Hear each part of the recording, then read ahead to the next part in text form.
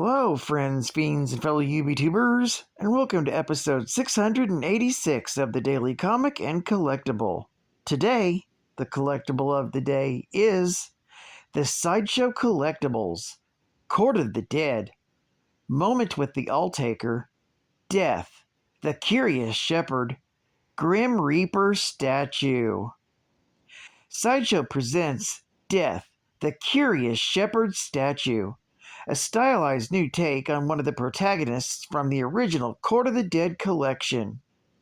When the world was new, Death wandered the mortal realm, unseen and unheard, while it seemed at first the mortals were just as violent and destructive as the angels and demons in the celestial realms.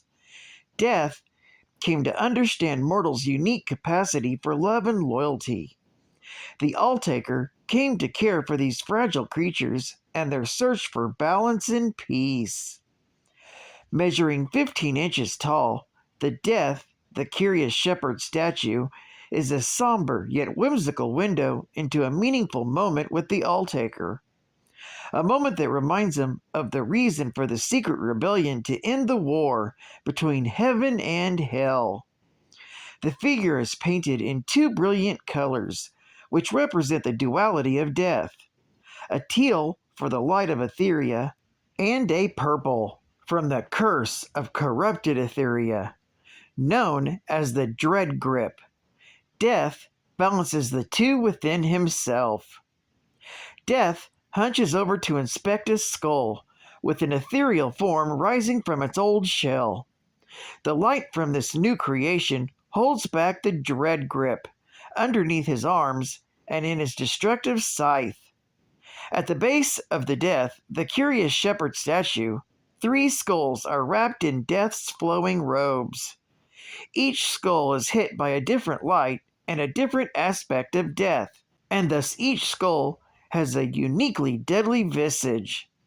And while Death's posture shows his exhaustion in the endless cycle of harvesting souls, his expression shows his resolve to the end. Sculpted by Matt Black and painted by Ed Bradley, discover your duality and add Death, the Curious Shepherd statue to your Court of the Dead collection. Death comes in a collector's-friendly box and was released in 2020 by Sideshow Collectibles. Now, the comic of the day is Grimm, Volume 1, Issue Number 1, with the cover date of May 2022. This is the first print, with story by Stephanie Phillips, art by Flaviano, and cover by Flaviano. This story is titled, Don't Fear the Reaper. The story opens at night with the song Don't Fear the Reaper playing on the radio of a car with a broken windshield. In front of the car, a man lies on the ground. He slowly gets up and looks at his car, crumbled from where he hit a tree. How lucky, he thinks, that he's even still alive. But that's when Jessica Harrow shows up. She is a Grim Reaper, and Brian is really dead. All that remains is a soul, and she is here for him. He doesn't believe her, even when he finds his own body laying in the road. She just needs him to follow her, but he doesn't want to go. She, though, is patient with him, at least up to a point, and does manage to get him to go down to the river and get into a boat. That's when he begins to tell Jessica about what happened, how he had not intended to go to the bar at all, but he wanted to see his ex and to apologize to her. That's when he starts paying attention to the river that they're on, and how the water appears to be full of souls. He starts to panic when a ghostly arm reaches up. However, Jessica whacks it with her scythe. He tries to make conversation some more, and that's when we learn that Jessica doesn't even remember her own death. Finally, they arrive at their destination, and if this is the afterlife, this is not what Brian was expecting. They've reached what is, for all intents and purposes, a large circular auditorium. Jessica tells him to sit and wait. His name and number are on the board, and soon enough, someone will be here for him. Suddenly, he grabs her in frustration, not knowing what happens next. Jessica pulls away and tells him that someone else will explain that to him. She then walks away, telling Brian to have a good death. She leaves, and on her way out, she checks her pocket for her scythe, which can become that helpfully small. It is unfortunately missing. She runs into two Reaper friends of hers, Eddie and Marcel, and tells them her scythe is gone. She is convinced that Brian took it.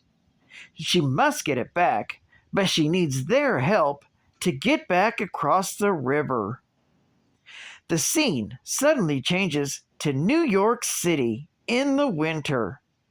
A woman and her boyfriend are settling in for the evening when she thinks that she sees something in the window. She looks out the window and sees nothing, but we see Brian. The woman is his ex, Abigail. That's when Jessica arrives with her friends and tells him he cannot interact with the living, and they cannot see him. He suddenly takes off running with her scythe. However, they chase him down, and Jessica tackles him, berating him until a policeman arrives and pulls her off him. A living policeman who can somehow see her. This story is continued in Grimm, issue number 2. Geek Fact. This issue is considered a key issue, featuring the first appearance of Jessica Harrow, the Grim Reaper. It's also the first appearance of her scythe. Bonus Geek Fact. Jessica possesses the Grim Reaper's scythe, recently upgraded to the golden version of the average Reaper scythe. This allows her to do multiple things, such as creating portals between the living world and the afterlife, controlling large waves of souls for combat, and more as the story continues on. Advertising ad fact. Want to experience the most demented vacation of a lifetime? Welcome to the premier bucket list experience for the true crime aficionados of Friday the 13th. Camp Crystal Lake Massacres, starting back in 1979.